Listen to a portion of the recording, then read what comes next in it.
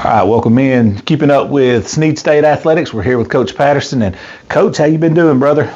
Doing well. We just had a really long break. Junior college is a little bit different than just about any other basketball because we played December 17th and our guys went home the next day and they weren't able to move back in the dorms till January the 2nd. So we had a long break. We've had 4 practices since Christmas, basically, and we'll practice today and we'll go play tomorrow. So how do you keep you guys sharp during that? Because that's a long break. We give them stuff we want them doing. We don't want them playing too much pickup because they go back home and play pickup and get hurt. We tell them, hey, this is the things you need to do. They never come back in shape like they should, but it's hard. It's almost impossible to be in shape when you're not practicing or playing real games. So we use those first 3 days like I have to be really hard on them.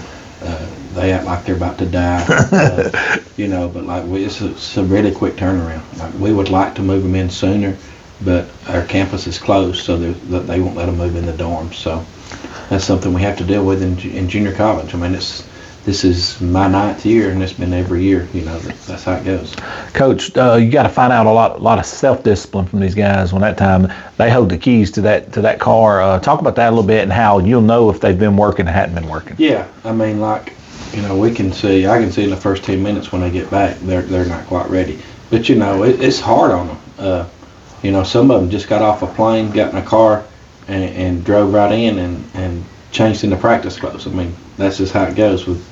We're not able to pay for their plane rides back home if they live far enough away. They have to schedule all that on their own. So it's not an ideal situation.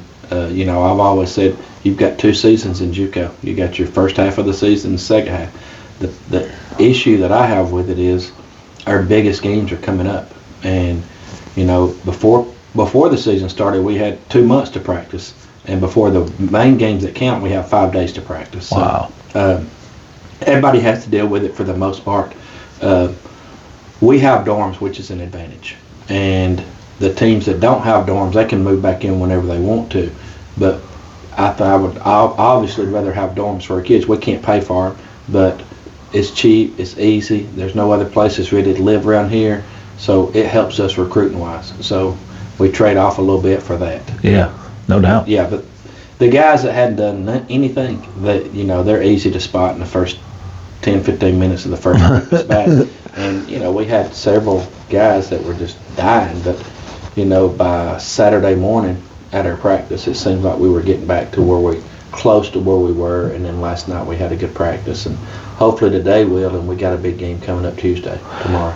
Coach, let's talk about this back half of the season. What are some of the things you got to get done? Obviously, having the guys back now, you got to dial this thing in because this is all important coming up. Yeah.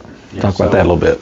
Our conference is a little different. We do play 4 games conference before the break, and it's kind of spread out at different times. You guys 3-1, correct? We're 3-1 in conference. We lost an overtime game on the road I guess it was November, early December. I guess kind of all blends in together. But now we've got 13 games left. 12 of those are conference. We have an odd number of conference teams. We have 9. So the way it breaks down, somebody is off in the conference, each conference game, because there's 9 teams. So there's 4 conference games and then 1 team's off. So we did schedule next week is our off date. And we scheduled a game against Huntington's JV just to kind of stay sharp because it's so early coming back. But all the rest of the games are conference. And basketball's a tournament sport. You play for the tournament at the end. But if you can get yourself set up to where you got the best seed and have the best advantage, we were the number 1 seed last year, and it helped tremendously. But there's 9 teams in our division, and only 6 of them make the tournament. So you got to make sure that you're in the top 6 just to get in. I think we'll be there, but it's never a given. You never know what might happen. So people get hurt, things happen. So we're fighting for our lives in every game. Coach, 2 different seasons going on within yourself, which is a recruiting season and an actual basketball season. Can you talk about how you divvy out time, so to speak, and especially down the stretch when you got a hyper focus on your team right now? Yeah, I used to go out a whole lot more. I've got a young assistant now that goes out a lot, but to be honest with you, we know basically every player in the state that we would be interested in. And the issue is we don't fall real high on the totem pole in junior college. So these kids, we get out, we talk to them, we tell them we're interested, we offer them, we recruit them and all that, but they don't start making decisions until April, May. Gotcha. Because a lot of these good high school players that are good enough, we think, in the state to play for us, they're waiting to see what all offers they get. Yeah. So, some of these guys are still holding out hope that they may get a Division I offer in April. And that happens sometimes. There was a kid last year from Jackson that went and had a really good Final Four. He had no offers, and he wasn't, JUCOs were recruiting him, and he gets, I think, Louisiana Lafayette or Monroe, the one late.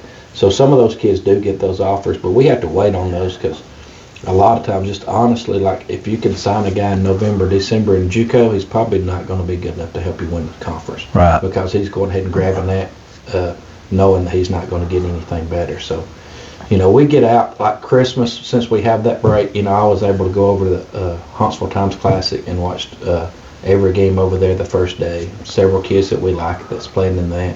The next day I went to the Big Orange Classic and watched all the games over there. We're recruiting some guys that were in both tournaments, and then my assistant coach did the same. We kind of flip-flop dates. That's the two best tournaments that we can get to. You got 32 teams you get to see in 2 different days.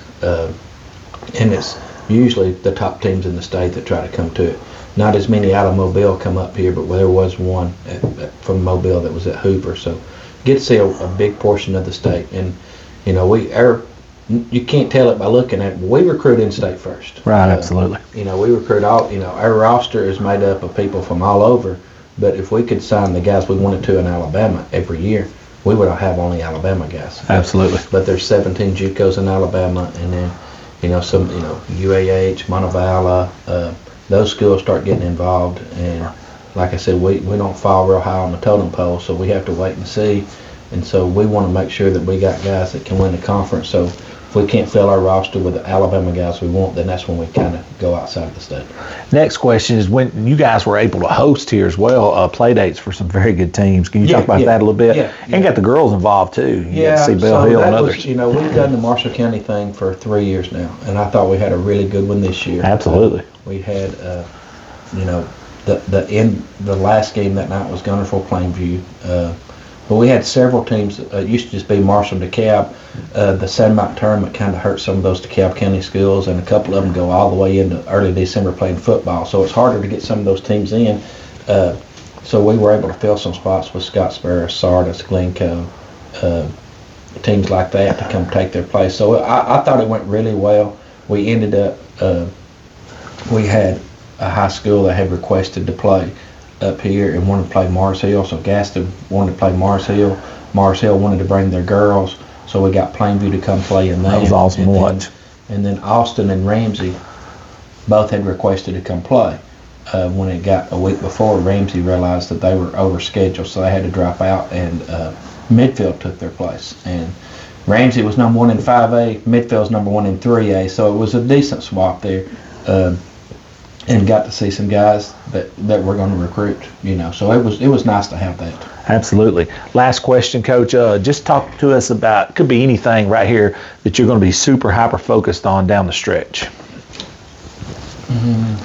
There's a lot of things that I've talked to him about this year that we've got to be better at.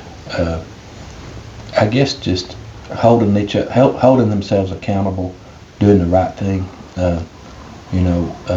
We've got a talented team. When we're at our best, we're really good. I guess being solid. That's the thing I tell them the most. Be solid. Be consistent and solid all the time. If you go and play on the road, you got to be the same team that you are at any time. And because you're going to have a lot of adversity. We're going to drive 4 hours on a charter bus and go play in gyms that's not normally like what we play in. With on the road, you might not always get calls that you think you should get. So just be solid. Don't try to do more than what you should. Make sure that you're doing the things that help us win games. And that's all I can ask for. The last 2 years we didn't really have that issue. This team, at their best is great. At their worst is not good. So we need to kind of get, Find an even keel. our floor needs to be higher, if you know what I mean. Makes sense. So we lost the game at LBW, and that game was back and forth. If we were just solid, like we were up 12 in the first half, and then by halftime we were down 9. We come back and it's just back and forth. If we just play solid that game, we win. Right. So that's what these guys got to understand. You don't have to be a superstar. That's not what we do in our system. I'm not a superstar kind of coach. Just be solid, make the easy play, make the easy pass, and things will work out. That's right. Just be solid. Keep it simple. Keep it rolling. Yep. next man up, like in a baseball terms. Yeah. Let's get the next man up. Yeah. Coach, appreciate you sitting in with us. We're going to let you go. You got other business to tend to. We're going to be back here each and every Monday with another edition of Keeping Up with Snead State Athletics. Thank you. Thank you.